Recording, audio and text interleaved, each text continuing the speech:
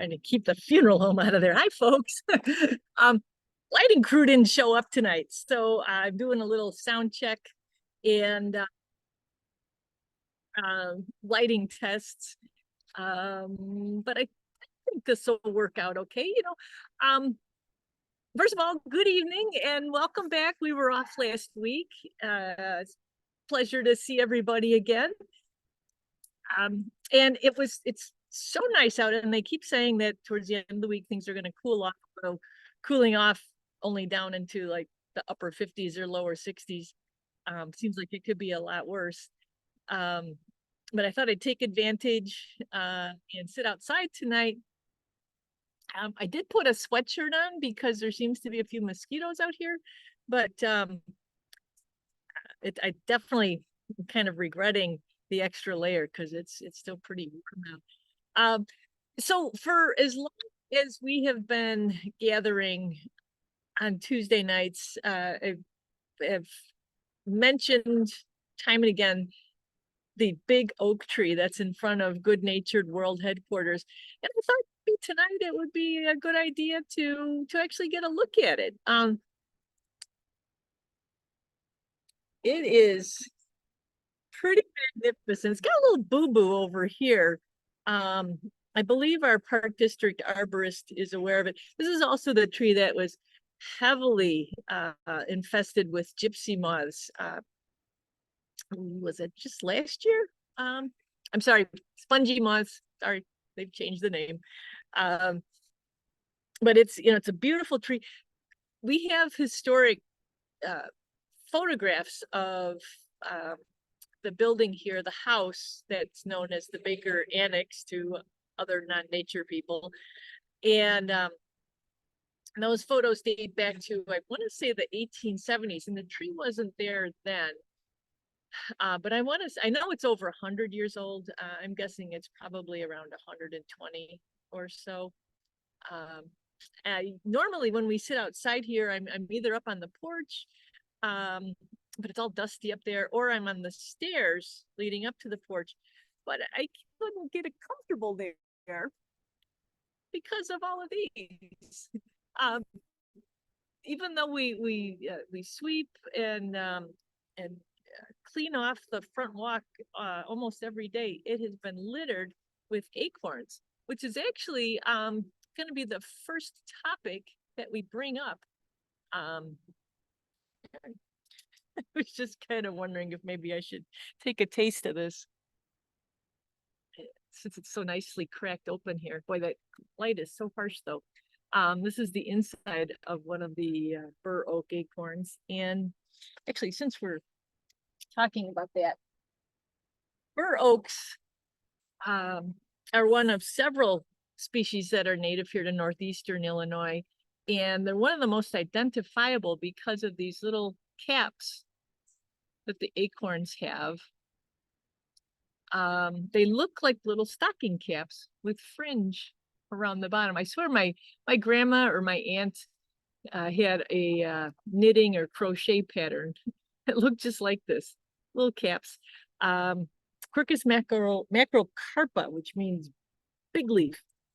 And of course, there's no big leaves within reach. There's just some small ones. Anyway, why don't we go ahead and get started? So I said in the email, we have a ton of things to cover this evening. I'm just going to go ahead and see if I can remember how to do this. Pull up our slides for tonight. Let's see here. Share the screen. And yeah. Video. Pick that one. There we go. Our requisite commercial for the St. Charles Park District. Thank you very much, Zoom. And all right, let's go ahead and get started. So before we get to this phenomenon, what's going on with our oak trees and many other trees, I want to go back in time since we haven't met for a couple of weeks. This was a photo that I took at Fearsing Creek Fen. We did a program there called Fall in the Fen. Fall meaning the season that we're in, not the verb.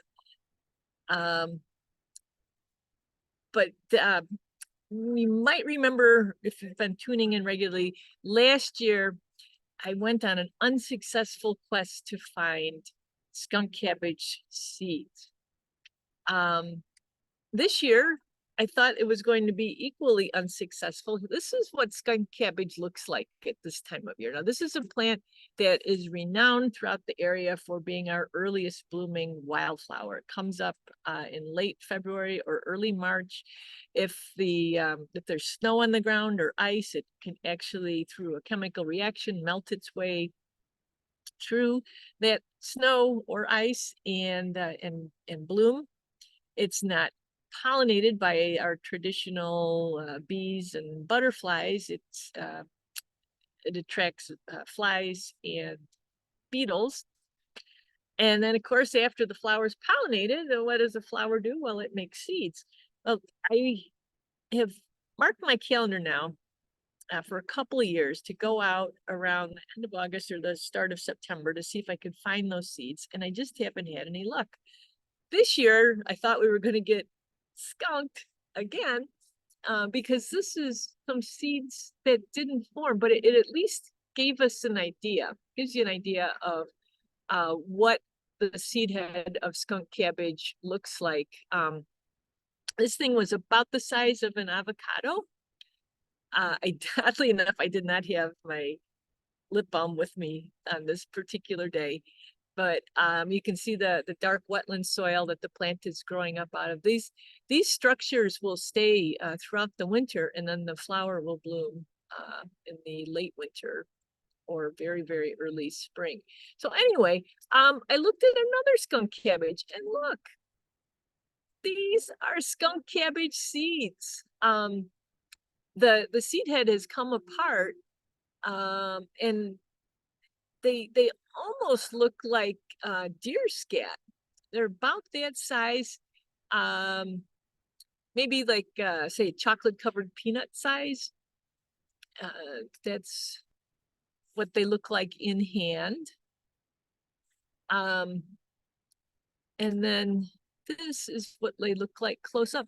I don't know who or what the disperser of these seeds are. That's going to be the next bit of research that gets done. They're pretty large. I don't know, seeing as it's a wetland plant, I don't know if they're meant to float. They almost look like the type of seed like you see on say a bald cypress that would float. But anyway, cool find. They might still be out there. If you find yourself near skunk cabbage or where you know skunk cabbage grows, because the plant itself is not very obvious right now, but you can certainly take that opportunity to go ahead and see if you can find some of those seeds. Now, speaking of seeds, we are in the midst of an enormous masting event. Mast is the term that's used to refer to the fruits that trees produce. And remember, fruits can be, a nut is considered a fruit. And we tend to think of some things as being nuts and some things as fruits. And then there's, well, fruits and nuts, we could talk a lot about that. But let's stick with trees. These are, what we're looking at here is horse chestnuts, which would be the fruit of the horse chestnut tree. And I tell you, it doesn't matter if it's a tree that produces what we call hard mast, nuts like chestnuts, walnuts, acorns, hickory nuts. Those would all be considered hard mast, or soft mast. Those would be what we would consider more typical fruits, like say apples or berries. It has just been a whale of a mast year. This is a tree that I walk under fairly regularly. This is what the sidewalk beneath the tree looks like. Actually, I had a call from the city the other day. They had received a call from someone who wanted to know what they should do with all these nuts. She was, and I get you want to keep your property looking neat, but the person was collecting these nuts and putting them in garbage cans and want to know if she could donate them somewhere. And it really, I've been amazed that this particular horse chestnut tree is in front of a or next to a property that the house was torn down. So there's nothing on the land and there's no one there to sweep the sidewalk off. Even with that, all of this pretty much disappeared within about a week's time. Even the inedible stuff, as people walk by and everything gets kicked to the side. And then the animals foraging move things around too. But all of these are the husks of those horse chestnuts, and the squirrels have taken the horse chestnuts away. Now, horse chestnuts, someone asked me this the other day, they are not the same. They look a little similar, but they are not the same as the chestnuts that we roast by an open fire at holiday time. These would actually be toxic, and there's not very many animals that can eat them. Squirrels are a little special that way. If they take them away, they bury them. They may or may not remember to dig them up. My understanding is that there's sort of a priority with squirrels, and they prefer some nuts over others. Like they do eat these, but I don't think they have quite as high of a value as, say, a hickory nut, which I think every creature in the woods and a lot of people enjoy as well. Now here's our bur oak tree. And I tell you, for a few days here, it was like walking on marbles or ball bearings. It was almost hazardous to make it up the steps here and into Good Natured World headquarters. This was seen next to the sidewalk as we pushed things away. So many acorn. Here you can see the little frilly cap that the acorn wears. And I tell you, this bounty has almost disappeared. I'm looking around me now. There's a lot of caps left, but the nuts themselves have pretty much disappeared. This is the good-natured, well, I was going to call it the limousine, but it's a van. It's a Dodge Caravan. And I drive it. I don't get a driver. But I thought this was so cute how one of those bur acorns landed right on top of and balanced nicely on top of the van that was parked out in front here. This is what it looks like now. This is the exact same spot where I took that picture of the nuts all piled up, and now they are just about all gone. I would say the ones that remain probably have something wrong with them, or something that makes them not attractive to squirrels. There is an insect called an acorn weevil that loves when we have big mast years like this, because they are able to chew into and pierce the side of the acorn, and they will deposit an egg in there, and then their larvae develops inside of the acorn. And you see it, there's other weevils that get into other nuts too, like hickory nuts. And you can see it's almost a perfectly round hole that forms, or that is seen from the outside.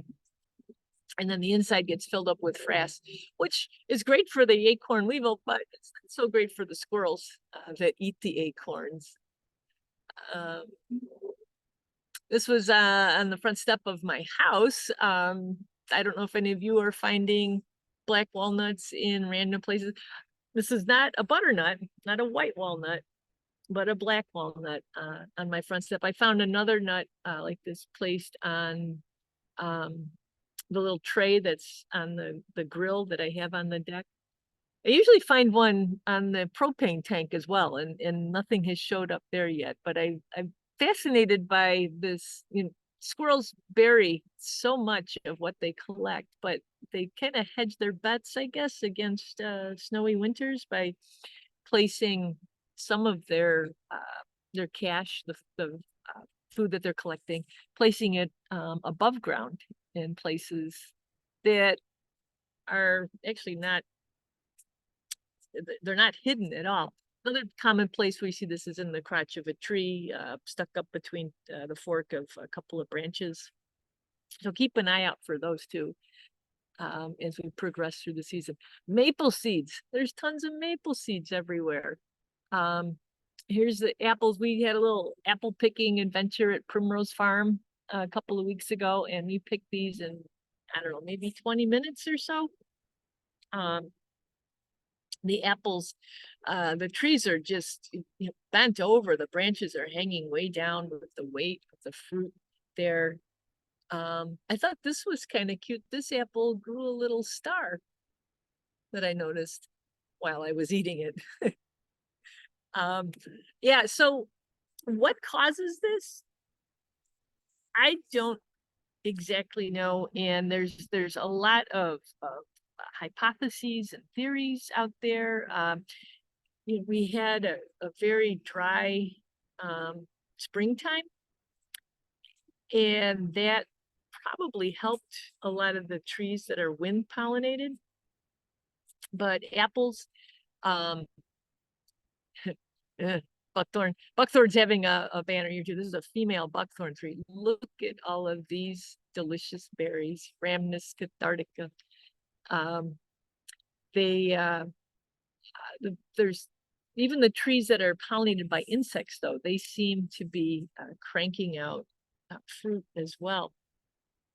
So it's a phenomenon that isn't well understood, but it seems to be this year remarkable in that it's not. Some years we'll see, oh, the oaks are having a big year. Oh, the hickories are having a big year. Oh, the horse chestnuts are having a big year. But this is nearly universal. I noticed even the honey locust, the catalpas, pretty much any tree that I've walked under that produces a fruit, and they all pretty much do if they're the female, if it happens to be a species where there's male and female, they're just really producing a ton of their seeds. This is over at Delnor Woods. These are the berries of carrion flower, and even those vines are they were weighting down the shrub that the vine was growing on with all the fruits there. So mast, in fact, the name itself, and it's M-A-S-T. I noticed I was having trouble pronouncing it the other day, and someone thought I was talking about masking with a K, but it's mast with a T. And it comes, it was an old English word that means what food that's fed to cattle. And that's exactly what a lot of these things were used for. Acorns were a tremendous boon to farmers if they were raising hogs, and the oak trees were loaded with acorns. That saved them a lot of having to give up their own food or buy food for their hogs that they were raising. So be aware, watch out, watch your step too, because walking underneath some of these trees that are producing hard mast can be a little hazardous, not only under feet, but also when they fall down and bounce off your head. Now, you probably have noticed too that the asters are in full bloom. I believe the last time we got together, certainly sometime over the last month, we've talked about goldenrod. But the asters are equally magnificent, and they are also extremely helpful to our fall insects. The bees especially have been covering these plants. Let's see if we can get this. I don't know what the signal's like here. There we go. The asters, and some of them, they can be kind of weedy. I want to say we have close to 40 different types of asters in northern Illinois. But there's just clouds of insects surrounding them. My own backyard, a couple of aster seeds blew in, and I'm not sure the exact species, but I saw little green metallic sweat bees. I saw dark native bees. I saw yellow native bees. I mean, I must have seen 6 or 7 different types of native bees visiting these flowers. So the fact that they're blooming in fall, and it stands in such contrast to me. Here at the Park District, like I'm looking right now at the boxes, the flower boxes on the porch here at well, we'll call it the annex. And they're full of mums, yellow mums. And I'll come in here during the day and there's nothing on them. There's no swarms of bees. Nothing is attracted to them. Mums are attracted to people, I guess. But in terms of their value to our local fauna, it's negligible.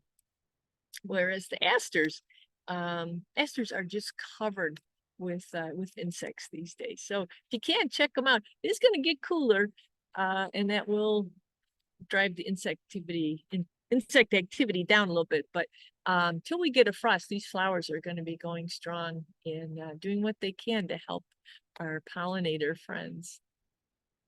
Now, this Miss Bonnie, you had shared this picture of a caterpillar on a goldenrod, and it's definitely a member of the genus Cuculia. Asteroides would be the likely species name, but there's several of these caterpillars are pretty similar, and they also tend to be variable in their marking. So we're gonna go with this one just because it's feeding where you found it. It's called the goldenrod hooded owlet, and you found it feeding on goldenrod. So we'll go with that until proven otherwise. I loved the derivation of the Latin name. So Cuculia comes from cuculus, which means a cowl or a hood. Let me see if I can move this bar out of the way here so you can appreciate this Latin. There's a Latin proverb that says, cuculus non facit monachum, the cowl does not make the monk. Now, as a caterpillar, you know what, I think I'll just leave this up here. As a caterpillar, they don't look very hooded, but as a moth, look at that. They have a distinct structure at the top. Sometimes it's kind of folded back, but they often will hold it up like that. And that is how the owlet moths get their name. And we do have a lot of different types of owlet moths, but that is the Cuculia, that is one of the identifying characteristics, is the cowl or the hood around the head. Pretty cool, huh? Now, this too, Miss Bonnie, Bonnie and I had a little nature adventure the other day. We went to several of the places around here in St. Charles. This actually was not known for its nature. This is Bakerfield Park. We stopped here to see if we could find the elusive white walnut, also known as butternut. And no luck yet. We'll have to try again. But we did happen to notice as we walked by, this was a small oak tree that is in the park there. And this little caterpillar was making its way down. A lot of caterpillars are doing this at this time of year. They have fed as much as they're going to be feeding, and they're getting signals, not so much temperature wise right now, but the shortening day length is a signal to them. Maybe they can even sense it within the plant too, because a lot of plants now, their leaves are starting to change just a little bit in response to the shorter day length. But this caterpillar had received the signals that it's time to quit feeding and it's time to start preparing for winter. And this is a species that overwinters, not in the caterpillar stage, but in the pupa stage. So once they're done feeding, they will find a spot on the ground, and they will spin some silk and make themselves a little cocoon out. Actually, it's a pretty big cocoon for this size of a caterpillar. The caterpillars, the cocoon is almost as big as my thumb for these guys. This caterpillar was almost as big as my ring finger. So they come down. What my concern right now, Bakerfield Park is under construction, and they're running a lot of skid steers and trucks. The mowers even go through there once a week. There wasn't a lot of habitat outside of this mulched area where this tree was growing. So I picked it up, and we put a bunch of dried leaves in a paper bag, and then I put the bag on the counter. Well, when I got up the next morning, one corner of the bag was all wet. So caterpillars, they will void their system. It's important once they go into this next phase, this diapause that they're going to be entering. They don't want to have food rotting in their guts. So they void or purge, whatever the word is you want to use, and then they spin, create a lot of silk strands here, and they use the leaves around them to create this cocoon. We zoom in here, you can see, oops, pull this down. See the silk here? In fact, part of the bag, I think, was incorporated, is forming one wall of the cocoon. So I cut it off, and right now it's in the cabinet where I keep the spices because I didn't want the cat to eat it. But it's going to make its way into a jar with a lid, and that jar is going to go into the garage so that this caterpillar can spend the winter in a temperature appropriate environment. And then next spring, as it warms up, we'll set it outside, and hopefully it will emerge as a full-grown, dramatic pause, Polyphemus moth. These are probably our most common giant silk moth here in this chunk of suburbia. Almost as big as my palm. These are big moths. They have these spots on their hind wings that they sometimes keep close. When they're at rest, a lot of times you won't be able to see those spots. But when they are agitated, as was the case with this one, I poked it a little bit, and it spread those wings out and showed these scary eye spots that are underneath. So it goes from being kind of quiet and sedate to being big and scary, showing those giant eye spots there.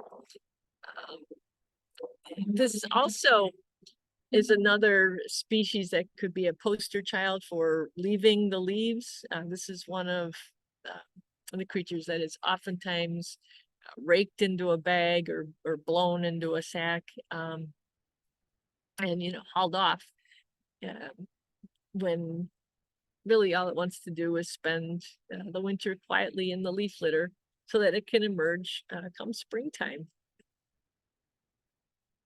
Now, cool thing about being a nature nerd is that you don't have to look very hard to find other nerdy people too. This was a picture from an evening spent with our good friend Valerie. She used to work in the field. Yeah, she is the manager over at Creek Bend. She's now retired.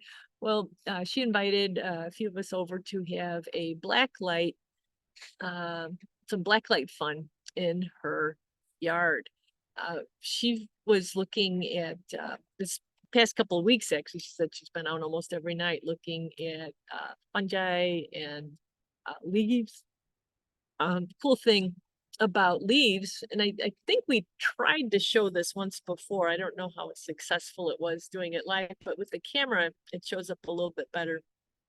Chlorophyll fluoresces red, even though it's green, in regular the sunlight.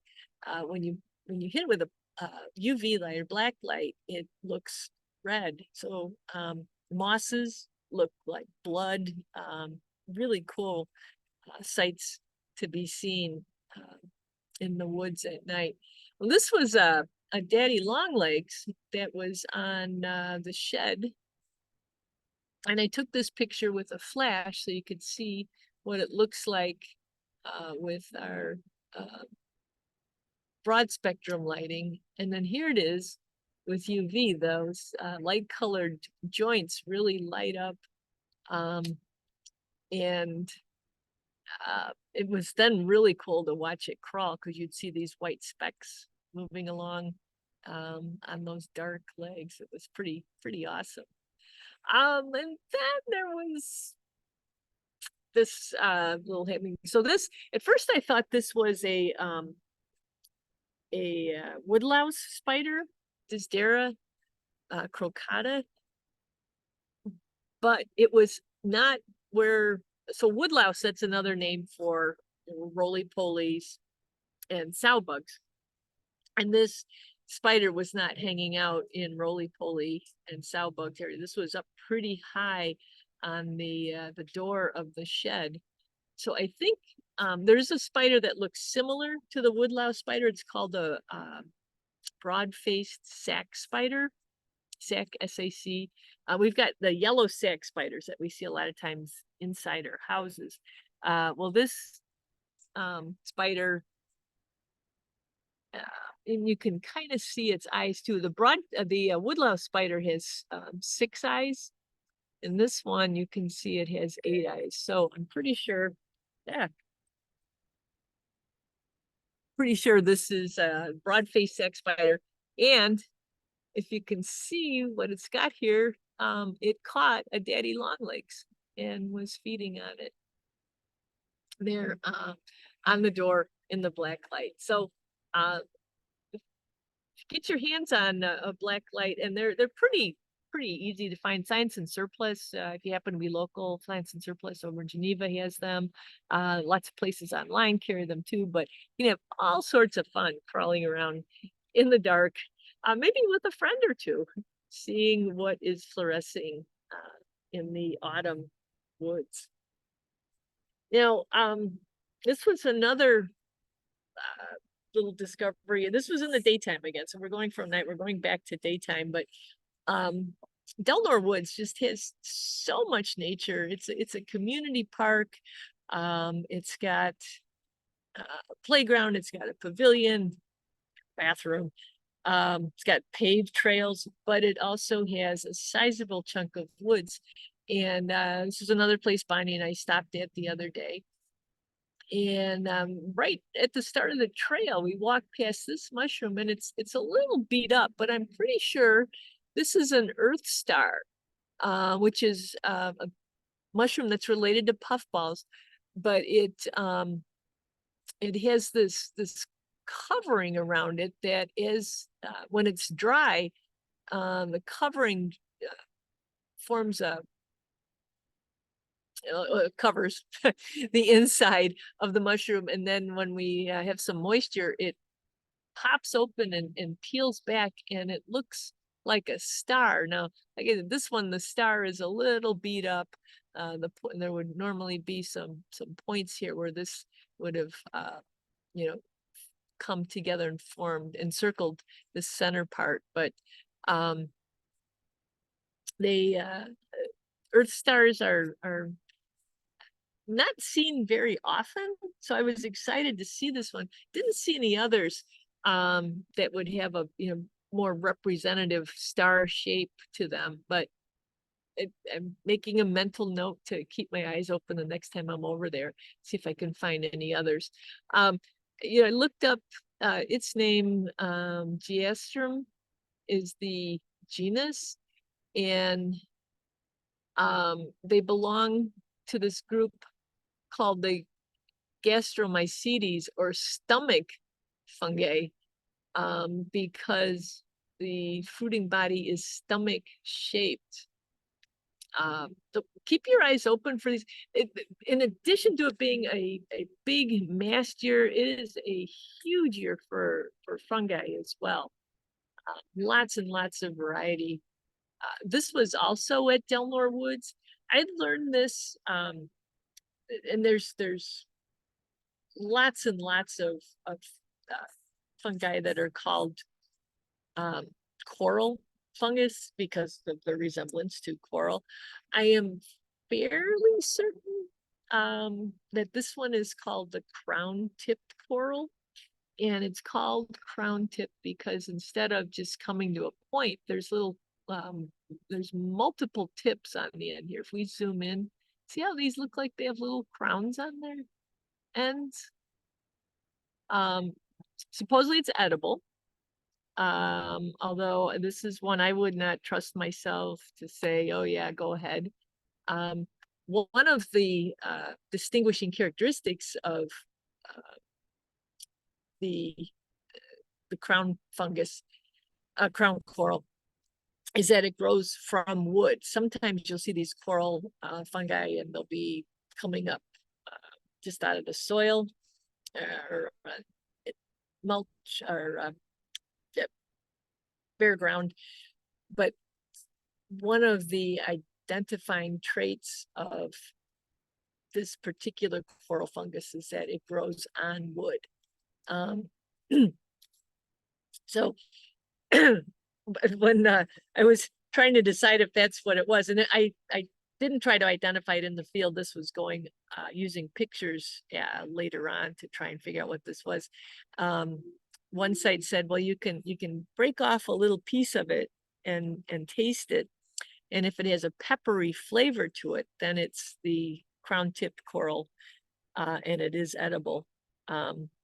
But I thought that sounds a little risky because what if it doesn't taste peppery? What if it's not the edible one? I'm not into getting tummy aches just to know whether, I'm 100% right on this. There's lots of other much more easily identifiable fungi that are showing right now, should you feel inclined to eat some. And one of those is, not this one. This is actually this is edible, but not at this size. This is an enormous, and we're talking like I could see this from a block away fungus. This was at Potawatomi. So Potawatomi is what, 3-4 blocks from Delmore Woods. This is a big old, I believe this is an old sugar maple. We don't see too many sugar maples, not in this area, not this big. And this is probably, I don't know, 20 feet up in the air. I tried to zoom in on it here. This is a mushroom called pheasant back or dryad saddle. And it's got these pores underneath. When it's small, this was pheasant back is always one of my consolation prizes in the springtime. If I go out looking for morels and can't find any, you can usually find pheasant back. I find it a lot on box elder. When it's small, if you can't distinguish the pores on the underside of pheasant back, then it's still edible. And it's not, the reason it's inedible when it's large is because it's too tough to chew. And it's I brought some back one time just to see if I could chew it, if I boiled it, and you can't. You can boil it and it'll add flavor to a stock. You can use it that way, but you can't actually chew it. It's only the small, young, tender fungi that are edible. But this was just absolutely enormous. It's, if you want to go check it out, this tree is in the southern this southernmost part of Potawatomi Park. There's a path that leads down off of 2nd Avenue between the split rail things, not where the steps are. This is a path almost to where the old Great Western Railroad bed is. So you go down that path, can't miss it. It is absolutely enormous, multiple layers of this, they would call this a polypore because of all of these many pores underneath. And it is thriving there on the tree. I don't know if that means the tree is not thriving. A lot of times when I'm picking dryad saddle, it's on a dead tree. This tree is very much alive, but maybe it's got a little issue up there. There's old, or branch was over here, so maybe there's some dead here in this part of the tree. But check it out if you can. Pretty amazing. Now this is this next series of photos were from a reader wondering just what was growing in their garden. This is the fungus from a distance away, and then here it is closer up. Orange, so we've got a few orange fungi in this area, but this one is pretty distinctive. It is not edible. We have a chicken of the woods, but that's kind of yellow with orange trim.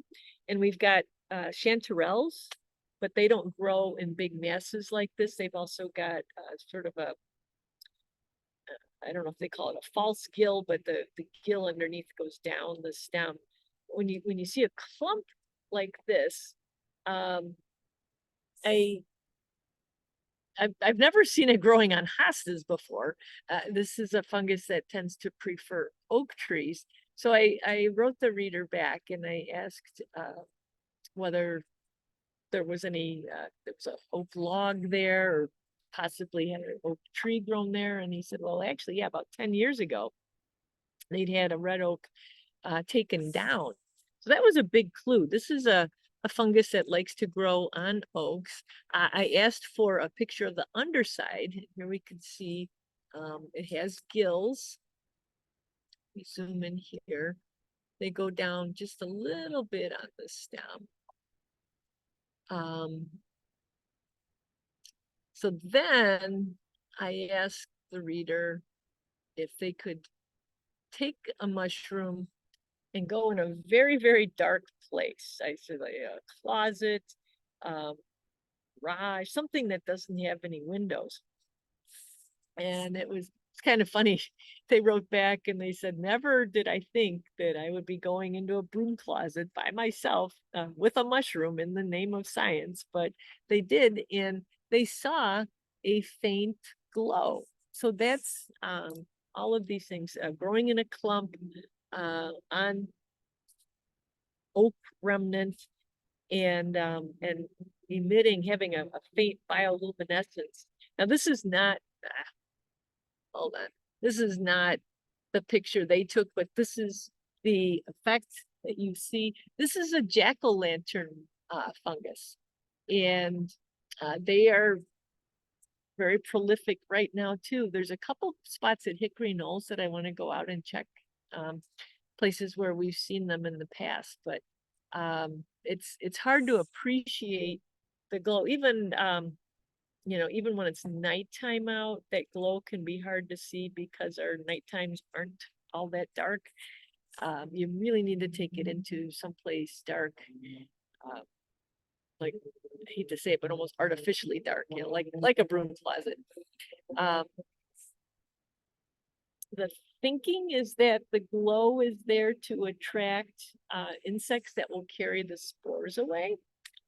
You'd think if that was the case that all mushrooms would glow. So I don't know if anyone's actually proven that to be the case, but it's a mushroom that glows on its own.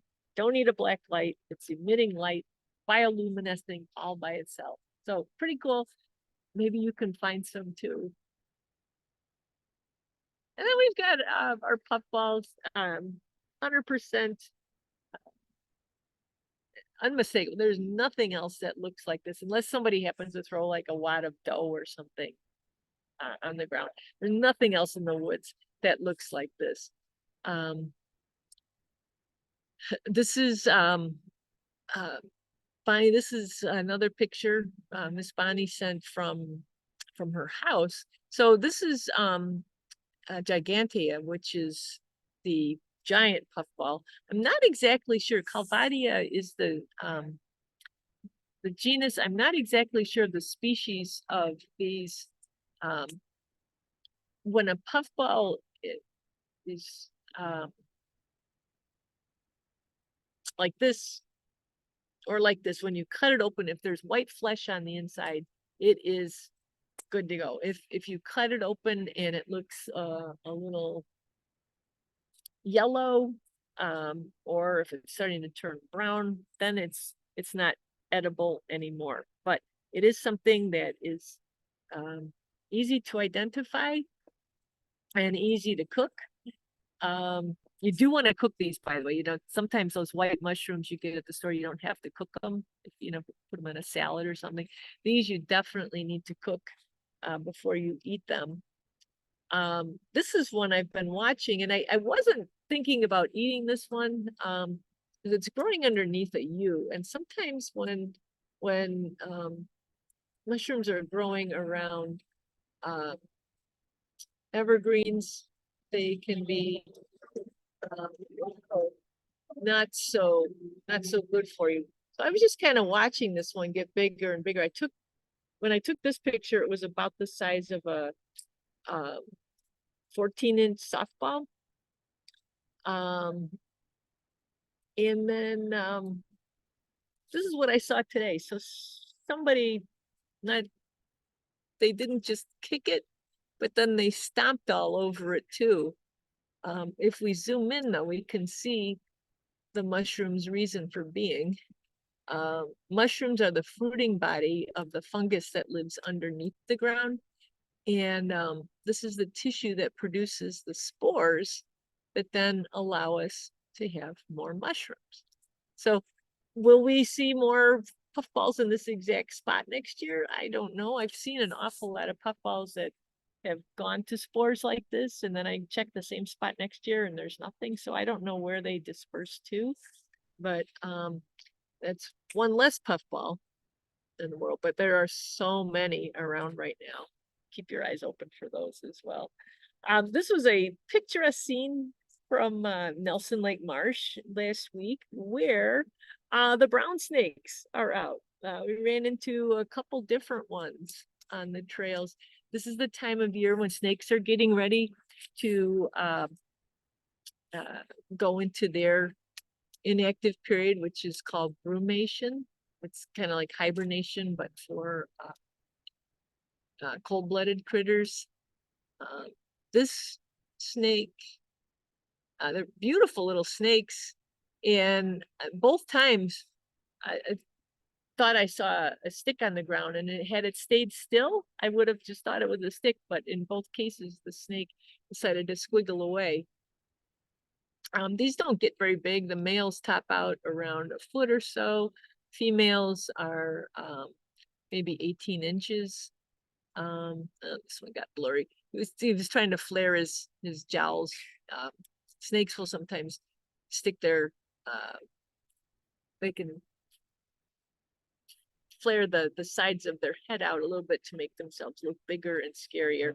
But that's all relative. The snake was maybe 14 inches long, just a skosh over a foot. So teeny tiny, but really cool.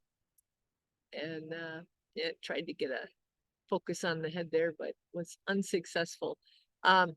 Keep an eye open for them. So what they're doing right now, they're trying to put on as much weight as they can because they're not going to be feeding for the rest of the season, going fall into winter. They need to find a place where they can brumate, so someplace underneath the ground. They can't go in, just like the caterpillar. The snakes can't go into brumation with a full tummy, so they have to feed, process that food, and then eliminate and void their systems before it's time to hibernate. So busy time. These last few days have been wonderful for that. But yeah, with the coming cooler weather, they're going to have to shift modes, and then get ready to take it easy and be underground for the winter. I know, Laura, this is courtesy of your daughter. That so some of you may have seen, especially if you're local, you may have seen on the Facebook pages, the What's Happening pages. Some of the local wildlife photographers had spotted a male ring-necked pheasant in Island Park in downtown Geneva. So that in itself was kind of unusual. We don't see that many pheasants around here anymore. A lot of people blame the coyotes. Pheasants are ground nesting birds, and I'm sure coyotes, may have predated some, but I think great horned owls. I know great horned owls predate a lot of turkeys that are nesting on the ground.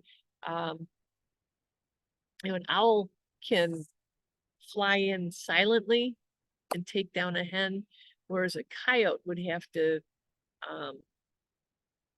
it would be hard to sneak up on a hen nesting in tall grass. Not to say it doesn't happen, but I think the other factor that's affected the pheasant population on here is all the development. There's just not as much habitat for them as there used to be. Most of the pheasants we see around here are game farm escapes. This, by the way, the species itself isn't native to Illinois or to the United States or even North America. They were imported from China back in the late 1800s. There were a couple of attempts before they really started to take from the 1880s or so, when they the introductions began to have success, and breeding programs were set up. Super popular game bird. In fact, I remember my grandfather going with his buddies out to South Dakota to go pheasant hunting. We got lots of family photos of the pheasants that they shot. Tasty bird too. Maybe that's why he's looking a little nervous there in the yard. But Laura, if I remember correctly, you said that it only stayed for about a day or so, and then it moved on. Wasn't flying a lot though. It was just kind of running around. It could. Sorry, Pam. I still have a lost voice, but it would hop on top of the fence and go into the neighbor's yard, and then hop on top of the fence and go into the other neighbor's yard. But I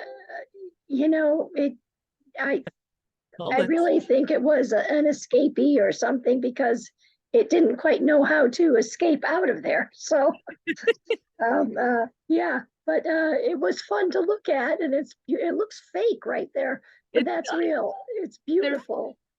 Yeah, I can just imagine, because and this was the same yard that had the groundhog in it, right? Exactly. Yeah.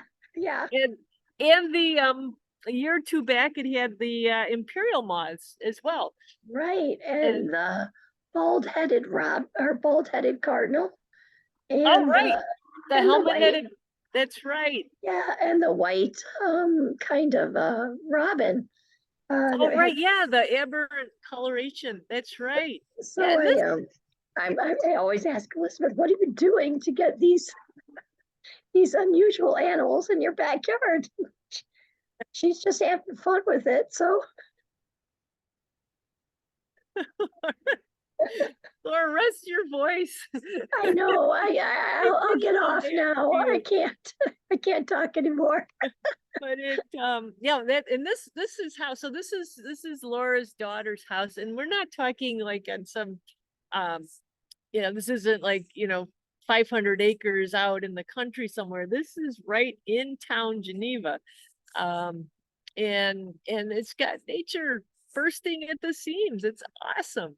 So thanks for sharing that photo. And then I kind of goofed. I had a funny little thing I was gonna surprise y'all with, and then I clicked on it too soon. This was Laura, the day you shared that photo, I saw this meme.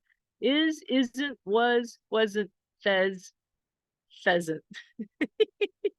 It's a little funny. Oh gosh, it's 5:02. We still got some more slides to go. Real quick, Laura, this also involves you. Laura was kind enough to come out with me to count chimney swifts the other night. I had actually taken this picture a week ago.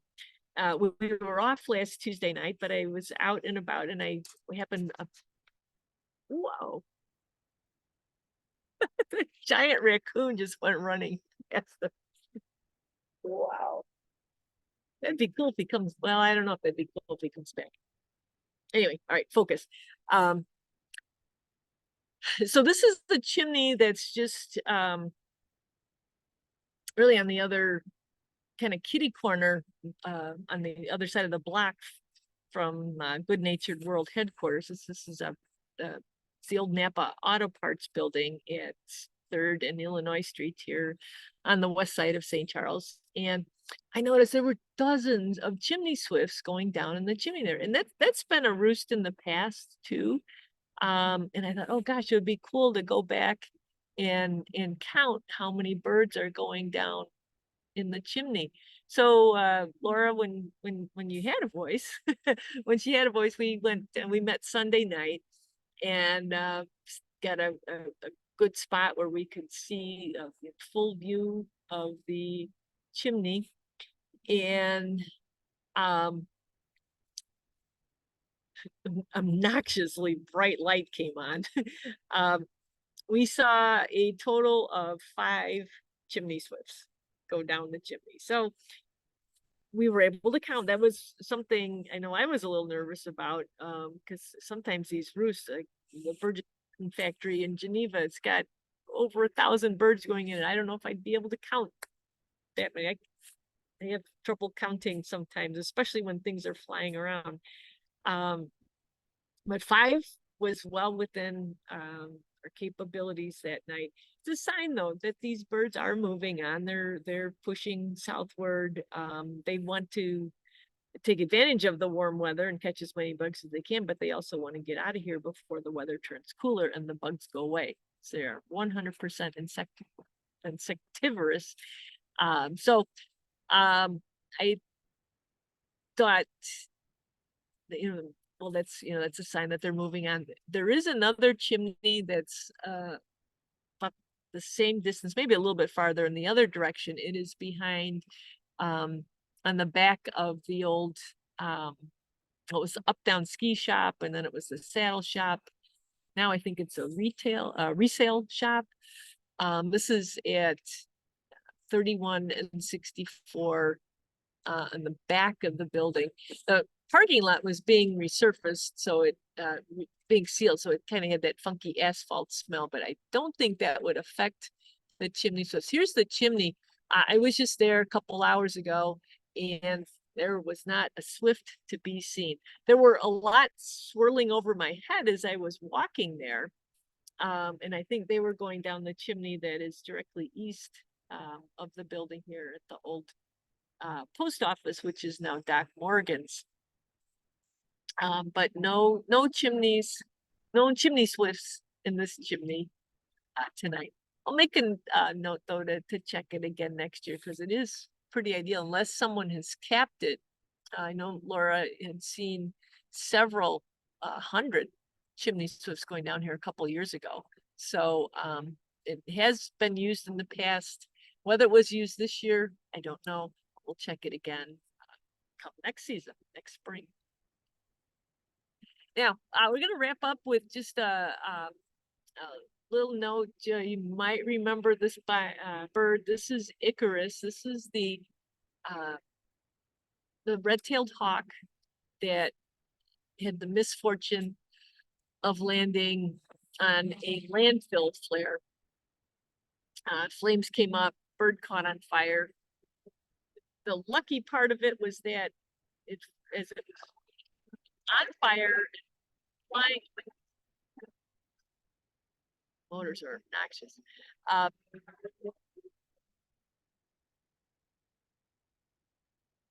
They're done now. So anyway, this bird caught on fire. It flew in flames and flew into a car. This was down in Morris, Illinois. The driver of the car stopped to see what the flaming ball was, found this lump of smoldering feathers. And the bird, though, the feathers were badly damaged, but the bird itself did not really have any severe tissue damage. Couldn't fly, so it needed to go into rehab, which it did. And it did quite well. So a week ago yesterday, so the last Monday in September, it was deemed ready to fly. So here we have our friend John from CARE, Keene Area Rescue, Rehabilitation and Education for Wildlife. He is giving the bird that was dubbed Icarus, he's giving him a little bit of last bits of advice. You can see the wings have come in. He's molted into he was an immature.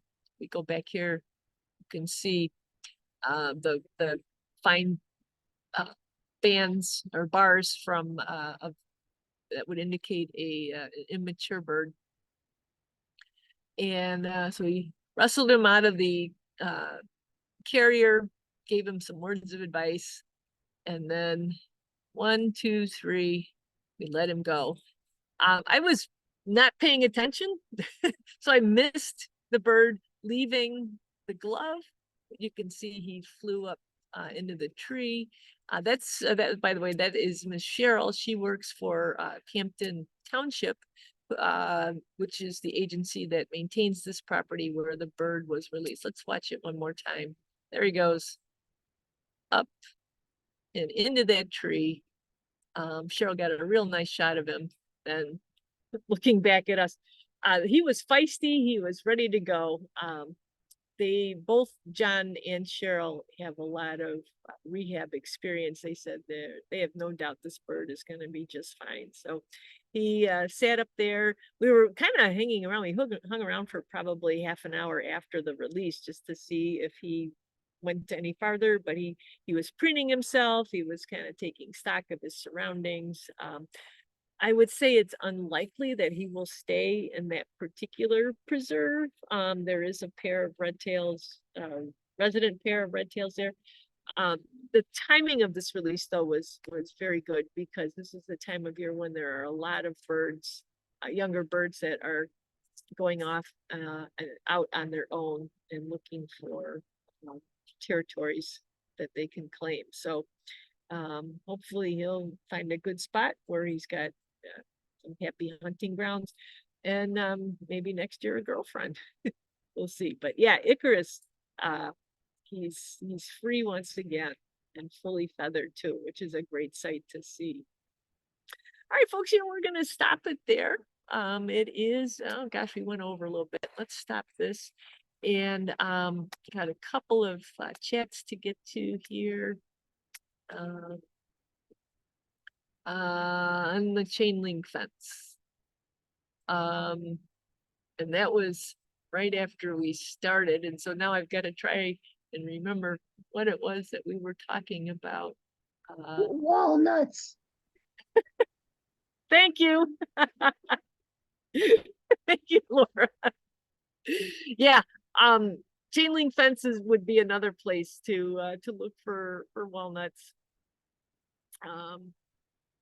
As we go through this season of mast. So thanks for that, Ann and Ralph.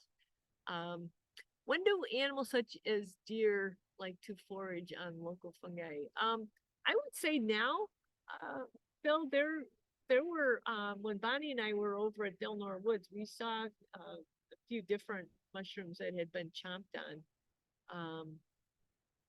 And I would say that they're probably munching on them now. I've seen squirrel bites on mushrooms too. So they probably, I wonder if they ever,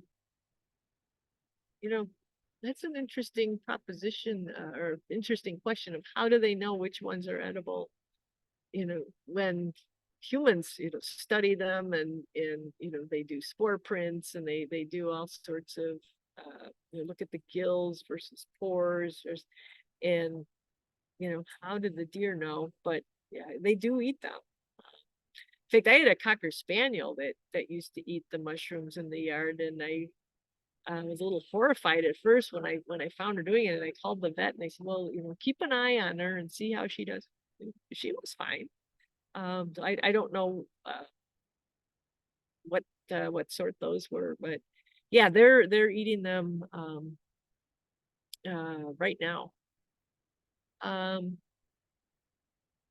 And yep, thanks for clarifying that. And yeah, shoving those walnuts in spaces like the crosslinks of the chain link fence.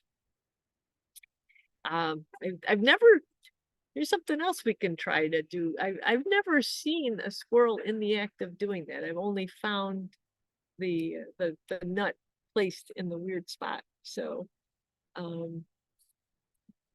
another thing to add to the life goals, see if I can get a picture of a squirrel in the act of stashing a nut someplace that's not down in the ground. All right, folks, you know what? It's past our bedtime, isn't it? It's 9:06. So I much appreciate everybody staying up a little bit longer this evening and gathering as we did. We will be back again next week with more good nature. So hope to see you then. Thank you, Pam. Bye, Pam. Thank Bye. you. Thank you. Yeah. Thanks, Pam. Thank you.